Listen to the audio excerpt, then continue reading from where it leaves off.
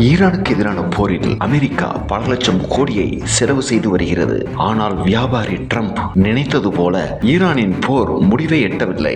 கமேனியை கொன்றவுடன் ஈரானில் புரட்சி நடந்து ஆட்சி மாற்றம் நடக்கும் என்று எதிர்பார்த்தார். ஆனால் அப்படி எந்த நிகழ்வும் நிகழவில்லை. ஈரான் இந்த போரில் உறுதியாக நின்று இஸ்ரேல், அமெரிக்கா மற்றும் அதன் கூட்டாளி நாடுகளுக்கு தக்க பதிலடியை கொடுத்து வருகிறது. இதனால் பயந்து போன ட்ரம்ப் தனக்கு உதவ முன்வர வேண்டும் என்று சீனா, பிரான்ஸ், ஜப்பான், தென்கொரியா, பிரிட்டன் மற்றும் இங்கிலாந்து, ஆஸ்திரேலியாவிடம் வேண்டுகோள் விடுத்தார். இந்த நாடுகள் தங்கள் போர்க்கப்பல்களை ஹர்மூஸ் நீரிணைக்கு அனுப்பி ஈரானின் ஆதிக்கத்தை முடிவுக்கு கொண்டு வர வேண்டும் என்று வலியுறுத்தினார். ட்ரம்பின் இந்த வேண்டுகோளை உலக நாடுகள் ஏற்கவில்லை. மறுபுறம் உலக நாடுகள் ஈரானுக்கு ஆதரவாக தங்களின் நிலைப்பாட்டை எடுத்து வருகின்றன. இதனால் என்ன செய்வது என்று தெரியாமல் முழித்து வருகிறது ட்ரம்பின் நிர்வாகம். உலகளவில் கச்சா எண்ணெய் விலை அதிகரித்து வருவதற்கு அமெரிக்கா மற்றும் இஸ்ரேல் தான் காரணம் என்று உலக நாடுகள் எரிச்சல் அடைந்து வருகின்றன. மறுபுறம் ஈரான் உறுதியாக நின்று தனது நிலைப்பாட்டை உலகிற்கு எடுத்து கூறி ராஜாங்க ரீதியாக வென்று வருகிறது.